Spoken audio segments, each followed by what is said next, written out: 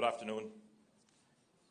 It is my great pleasure to welcome United States Secretary of State, the Honorable Marco Rubio, to Jamaica. Now, I have known Secretary of State Rubio for some time, and I've always been very impressed by his deep knowledge of the region. Jamaica is deeply honored that you have chosen to visit us first on your official visit to the English-speaking Caribbean. This visit so early in your term confirms the strength of historic friendship and strategic partnership between Jamaica and the United States, one built on shared values, democratic ideals, and people-to-people ties. Our nations have long been united by a common commitment to freedom, prosperity, and security, and your visit today reaffirms this bond. Today, we engaged in productive and constructive discussions focused on strengthening this partnership and expanding opportunities for collaboration. During our meeting, we addressed several critical areas of cooperation. Security, one major area. We reaffirmed our commitment to enhancing cooperation in combating transnational crime, ensuring the collective safety of our citizens, and mutually secured borders. We discussed a global war on gangs, and there is already significant policy alignment with both countries in this regard. The United States has been instrumental in supporting Jamaica's efforts to bolster its marine domain awareness and intelligence surveillance capabilities, which are crucial in our fight against organized criminal networks. We discussed expanded and repurposing development assistance towards our shared goals, including security. This will exponentially expand our cooperation in fighting lottery scammers, transnational organized crimes, trafficking in guns, and building safer communities. We are committed in ensuring our partnership delivers results in driving down criminality and trafficking in this hemisphere. On Haiti, we look forward to continued partnership with the United States as we seek to work with the Haitian leadership and stakeholders to address the ongoing crises in Haiti. The extraordinary humanitarian, civil, and national security challenges in Haiti pose an acute threat to Haitians, to regional stability, and indeed to its close neighbors, including Jamaica. We agreed that we must do everything we can to stabilize the security situation in Haiti so that they are better able to build capacity and address their political and humanitarian challenges. On trade, recognizing the United States as Jamaica's largest trading partner, with bilateral trade surpassing $3 billion in 2023, we explored avenues to further expand trade relations between our two countries. The renewal of the Caribbean Basin Economic Recovery Act was raised as a matter of critical importance to trade for ourselves and for all CARICOM member states. We also explored means to attract increased U.S. investment into Jamaica's emerging sectors. With our stable macroeconomic framework and positive growth trajectory, Jamaica is open for enhanced U.S. investment across multiple sectors, including energy and nearshoring. In terms of logistics, the discussion touched on working with U.S. companies to leverage Jamaica's location as a premier transshipment hub in the Americas, and this will further bolster Jamaica's work as a major logistics hub for global trade. On labor issues, the United States and Jamaica have enjoyed an 80-year-old history relationship in terms of bilateral labor agreements, where we provide short-term skilled and semi-skilled labor in sectors such as agriculture and hospitality. We discussed ways to expand and enhance these agreements, including skills development partnerships to upskill and reskill Jamaican workers. On our travel advisory, we discussed significant progress that we're making in bringing down all major crimes, and that Jamaica today is safer than at any time in the last 2 decades. In fact, crimes against visitors represent less than 0.01% of the more than 3 million visitors to Jamaica annually. We are committed to working collaboratively to ensure that travel advisories reflect the current realities and promote travel to Jamaica. I'm confident that the dialogue initiated today will lead to tangible outcomes, benefiting both our peoples and contributing to mutual stability and prosperity. Indeed, our concern for enhanced regional and hemispheric security and prosperity was recognized as a shared one. I wish my CARICOM colleagues who are now in Kingston productive meetings as well with the Secretary this afternoon.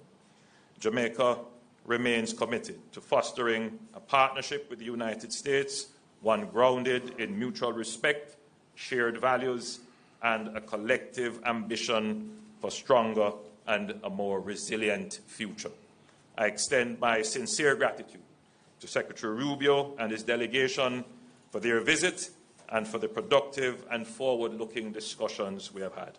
We look forward to building upon this foundation, deepening our collaboration, and taking our partnership to new and greater heights for the lasting benefit of both our nations. Ladies and gentlemen, I thank you very much for joining us, and I now give the floor to Secretary Rubio for his press statement. Well, Mr. Prime Minister, first of all, thank you for the very warm welcome. On Tuesday I completed my 9th week on the job, so I told you I'd be here early. I think that's pretty early, and I'm glad to be here so soon. Thank you to the Foreign Minister as well for welcoming me and all the work we do together, and to the people of Jamaica. The ties, I would say, between the United States and Jamaica don't need to be explained. They're incredibly strong.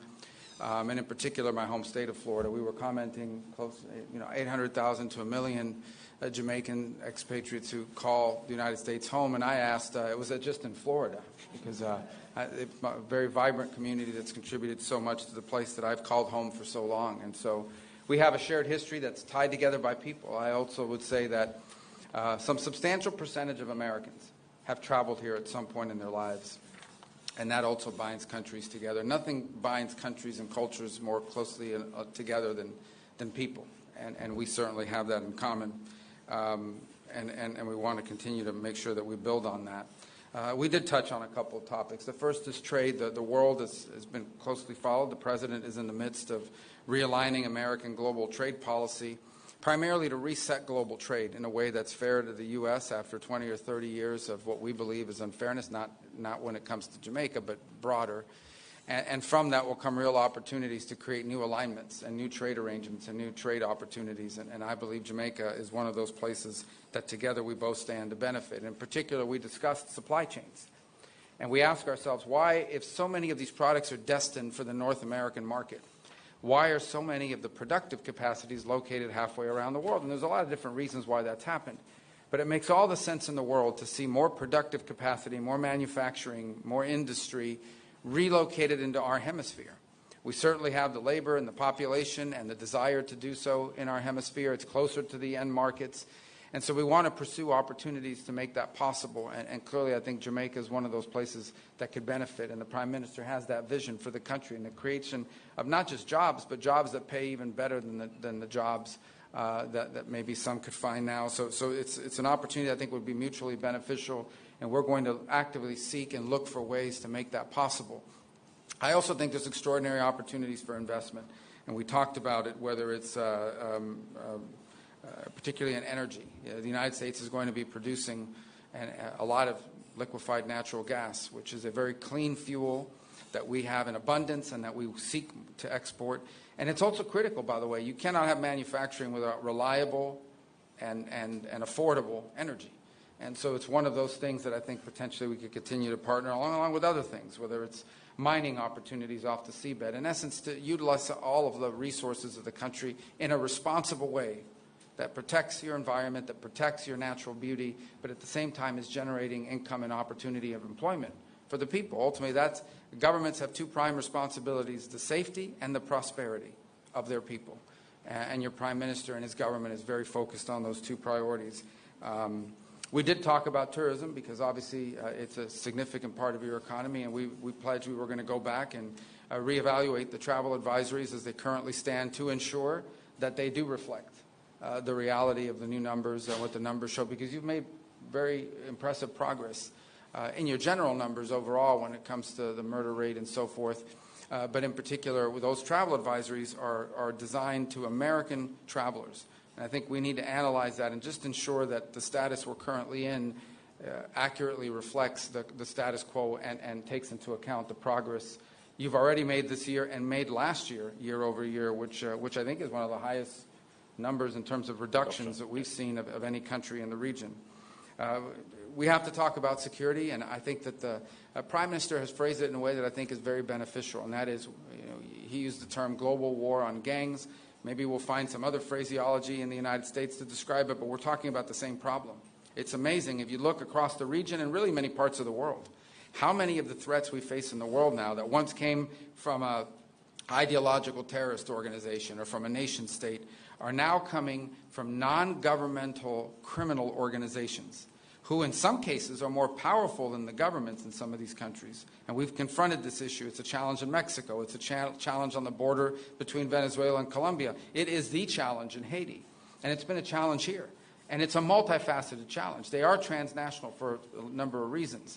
One, as an example, is, and we've acknowledged this, in our conversations that lead back to my time in the United States Senate, how many of the guns and the weapons that are being used by gangs to commit acts of violence here in Jamaica are purchased in the United States and then shipped here, and we want to commit to doing more to stopping that flow at the same time as we do more to commit to increasing your capacity. That's the other thing I underline.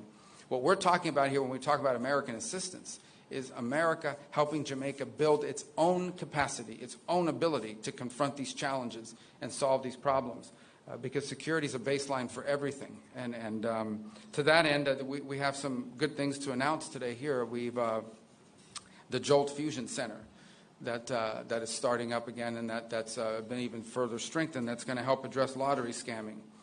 We can announce this synthetics detection equipment for Jamaica's forensic labs. Another counter-gang recruitment program that we seek to launch as a result of our visit here today, and announce something that I think is really important, and that is software, intelligence software, for the law enforcement here in Jamaica to combat gangs, things like night vision goggles as well, technology, and we look to do more. And on that end, let me touch on a topic that we talked about just a little bit. Well, I'll touch on one other topic, then I'll get to this final one. You mentioned upskilling and helping. How can we? It's a topic we hadn't touched on directly, extensively before. We talked about it today. We seek to go back and find ways that we can partner to create opportunities for skills training, so that if those companies, and we can attract those companies, if we can attract, whether it's a logistics center or manufacturing, to come to Jamaica, there's a workforce that's been equipped with the skills needed. Now, we face this challenge domestically as well. We need to do that ourselves. But there may be things that we can do in collaboration with one another. And this touches on the issue of aid, very controversial in the United States, but it's one of the reasons why I wanted to come here today, because it in many ways highlights exactly what our vision for aid moving forward is. The United States is not getting out of the aid business. We are going to be providing foreign aid. The difference is we want to provide foreign aid in a way that is strategically aligned with our foreign policy priorities and the priorities of our host countries and our nation states that we're partners with. In essence, how that would work, how it has worked in the past, is USAID or some other entity would come into a country and say, this is what we think you need. And then they go out and hire an NGO that maybe are the ones that convinced them that that's what you need, and they give them a bunch of money, and they come into the country and they do things. Some of these programs are fine. They're nice things. Other times, not so much. Nonetheless, that's how it used to be. How we want it to be in the future is that our embassies are involved with the host government, our hosts, our partners, and we ask them, what are your needs? And we provide assistance geared towards the needs of the nation states that are hosting us and that we're partnering with. At the end, our partner in Jamaica, our partner all over the world, is the government. It's the host governments who have a clear vision for the future. And to the extent that our foreign aid can be helpful, it is in furtherance of what the people of your country have elected you to carry out. Here, there are a lot of things. We've just described some of them. What should our foreign aid be geared towards? It should be geared towards looking for opportunities to increase skills training, looking for opportunities to attract investment and business and trade, and looking obviously for opportunities to expand on your own domestic intelligence capabilities.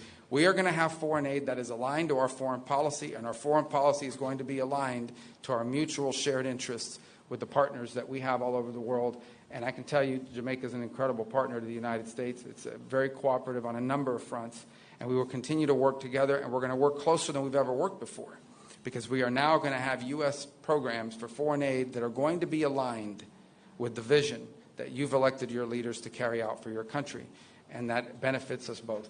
And so I thank you for the opportunity to visit with you here today and talk about these things. I'm excited that we're going to be able to follow up on a lot of them and show real progress. The message that I've wanted to send in my travels, I've had to travel a couple of other places, but I've been to the hemisphere now twice, is very simple, and that is that the United States wants to ensure that when countries are cooperative and work with us and partner with us and constantly seek ways to engage us, that leads to positive results and outcomes. It's not, you can call it rewarding, but what it really means is it has to be a mutually beneficial relationship. And we want countries in the world, and we want countries in the region to identify being close to the United States as something that is beneficial and helpful to develop, helpful to grow, and frankly helpful so that one day many countries can serve, and I think in Jamaica is already doing this, as a model of what other countries would seek to emulate, whether it's on security, on trade, on investment, on skills acquisition and improvement. These are the things that we want America's relationship with our partners to look like. And I can think of no better friend in the Caribbean and, frankly, in the Western Hemisphere than Jamaica and your government, Mr. Prime Minister. And so we thank you for this chance to visit with you so early. And as I joked a couple times, but I'll say it again, I think I told it to the cameras already, I wanted to come here early so when I come for the second and third time, they don't accuse me of only wanting to go to Jamaica. And but it in many ways, it really, truly feels like home, and where I am in South Florida. And I thank you for your hospitality and this opportunity.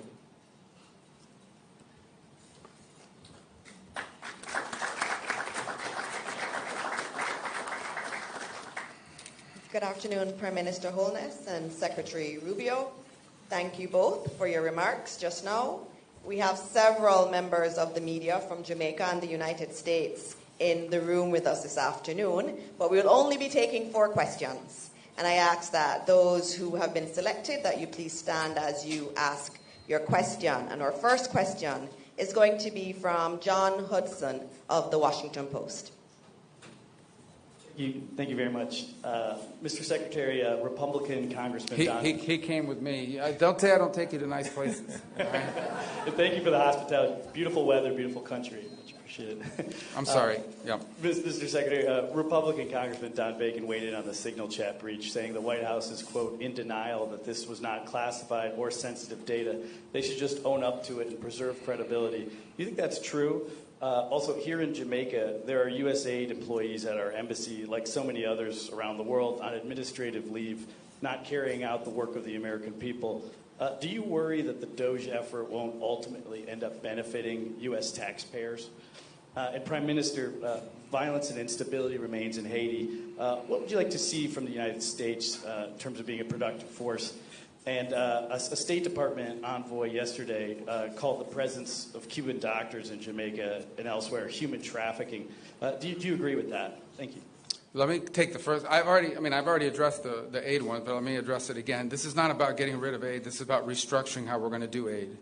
And when you restructure, there's some disruption, but it has to happen. By the way, this is not an idea. This is an idea Condoleezza Rice wanted. This is an idea multiple secretaries of state throughout time have tried to achieve. And we intend to achieve it because we think it makes all the sense in the world. So I recognize that there's disruption involved when you make reform and you make change. But it's necessary because our foreign policy and our foreign aid have to be aligned. Foreign aid is an instrument of foreign policy. Okay? It is not a global charity. Jamaica's not asking for charity. They're asking for development assistance so they can become stronger at their security needs and the other things of this nature. That's what they're asking for. They're not asking for a handout. They're asking for a hand up, help to build their capabilities so that they become a self-reliant partner and, frankly, could end up and already are helping other countries. Jamaica now is contributing to the effort in Haiti, as an example.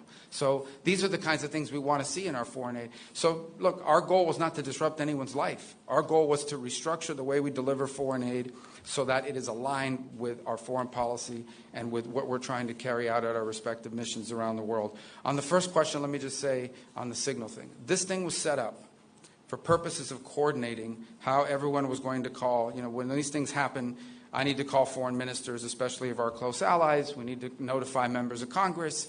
Other members of the team have different people they need to notify as well. And that was the purpose of why it was set up. Obviously, someone made a mistake. Someone made a big mistake and added a journalist. Nothing against journalists, but you ain't supposed to be on that thing. So they got on there and this happened.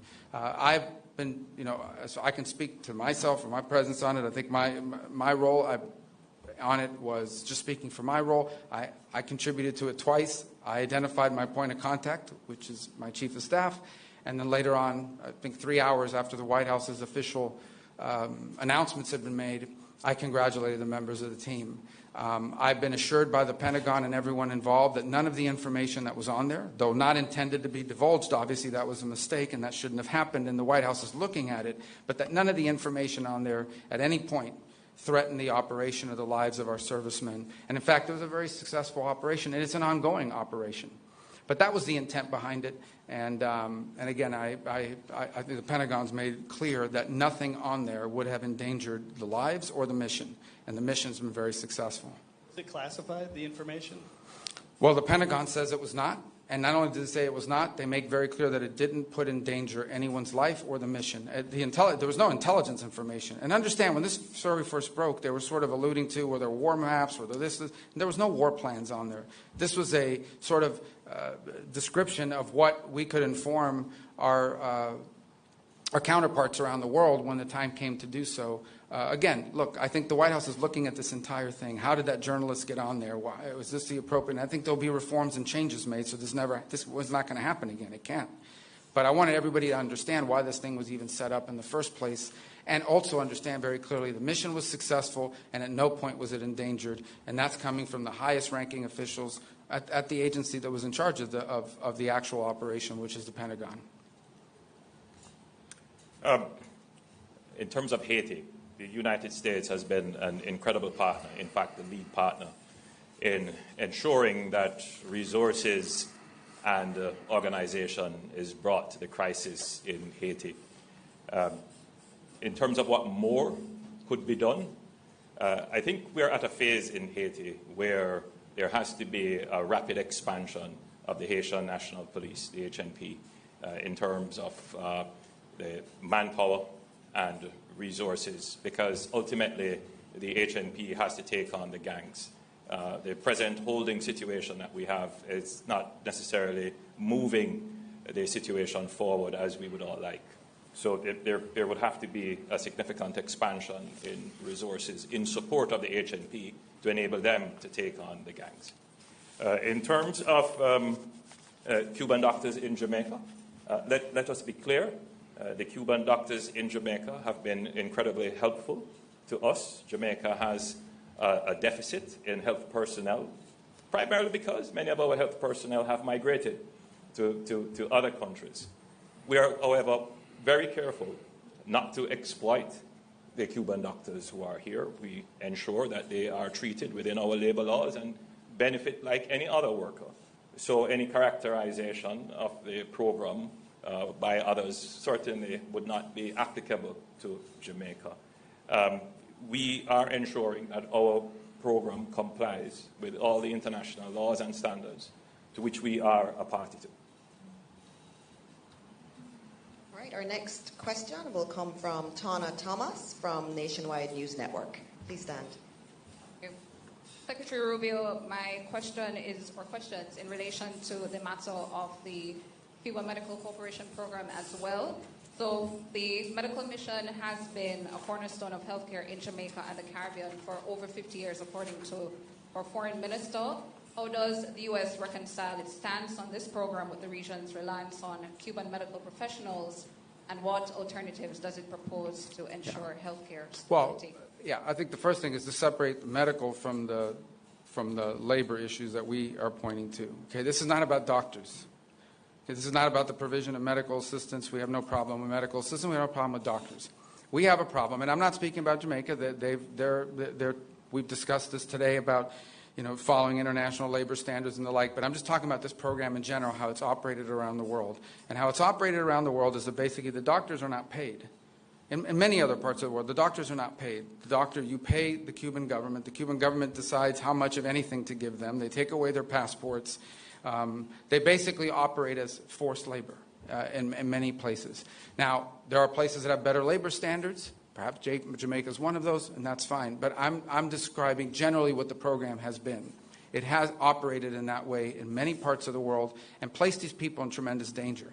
And so I think we can all agree that the trafficking in labor, be they doctors or farm workers, is not something that we would want to be supportive of, and we find that to be an egregious practice on the part of the Cuban regime. Now, every country operates their program differently. And obviously, because of our relationship with Jamaica, we're going to engage with them on that and talk about it further and have a better understanding. Perhaps none of this applies in the way it's handled here. But generally, that's the problem with the program. It's not that they're Cuban doctors. It's that the regime does not pay these doctors, takes away their passports, and basically it is, in many ways, forced labor. And that we cannot be in support of. Again, not speaking about here in particular, but in general about the program. Okay, our next question is going to come from Will Lowry from the National News. Thank you so much for taking my question, Mr. Secretary. I just want to circle back to John's question, the signal chat. The signal chat, yes. But of course, are you planning on making the Europeans pay for U.S. operations against the Houthis, given that their businesses seem to benefit more from opening up these shipping lanes, as discussed in that chat? And then moving to Russia, Ukraine, I was wondering if you could elaborate on the Black Sea ceasefire deal and how it's progressing. President Zelensky has already questioned Russia's seriousness, saying, quote, they are trying to distort agreements and, in fact, to see both our intermediaries and the entire world. So on the first question about, look, here's the problem, okay? These guys, these Houthis, these are pirates, okay? This is a band of, it's a gang, in essence, that's gotten control of a certain part, but these are a religious fanatic gang. And these guys have missiles, and they've launched 174 attacks against the U.S. Navy ships, 150-something attacks on commercial vessels. They are literally saying they've set up a toll system at the Red Sea. These ships can go, these ships cannot. They don't blow up the Chinese ships, they don't blow up somebody, but they blow up all the other ships. This is not sustainable. And so I think the point that I've made publicly is we are doing a great favor to the world. The United States is doing a great favor to the world, going after these guys' capability of doing this. How can we live in a world where a group like this has advanced weapons, okay, and can shut down a shipping lane and increase the cost of shipping that we're all paying for? Everything we buy, all the stuff is embedded in the cost and in the price of these things is how much it costs to ship it. And so that's just not a sustainable thing. We can't allow it. So I think the point I would make is not, we're going to make everybody pay. It's everybody should recognize we are doing the world a great favor going after these guys, because this can't continue. This is unsustainable. What's next? Some gang's going to show up somewhere else and shut off another shipping lane. That's not practical. It cannot happen. So what was your first question? I was so fired up about that one that I forgot the other one. Oh, yes, that one. Easy ones. Well, look, I think yesterday our negotiators are en route, or perhaps they've already arrived.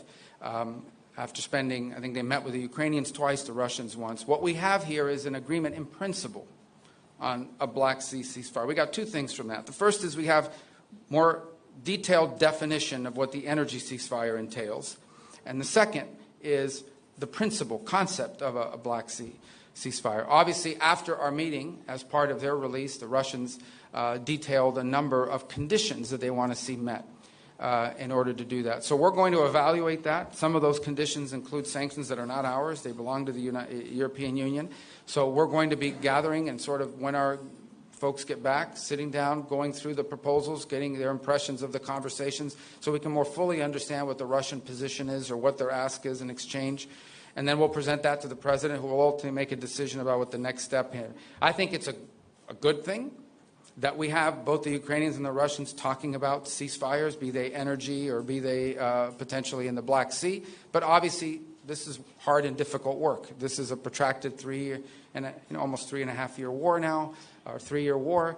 It has a lot of framework of sanctions that have been built globally now that have to be looked at as part of an ultimate end to a conflict. There's a lot of things that have to be worked through.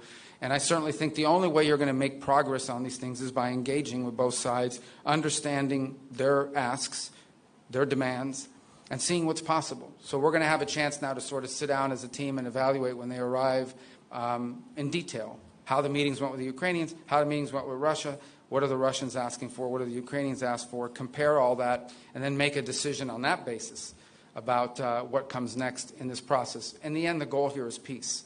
The goal is to end a war where people are dying. And I think everyone should be happy that the United States is engaged in a process of ending a war and bringing about peace. It's not going to be easy. It won't be simple. It'll take some time. But at least we're on that road and we're talking about these things. And we're going to test it and see what's possible. We think we owe that to the world. And the president, I continue to say, is the only leader in the world right now, President Trump, who's in a position to even get these two nations to a city to talk about these things, albeit in rooms far apart from one another when these talks were going on. But nonetheless, they're talking. It's the first time in a while that we've seen any conversation about this.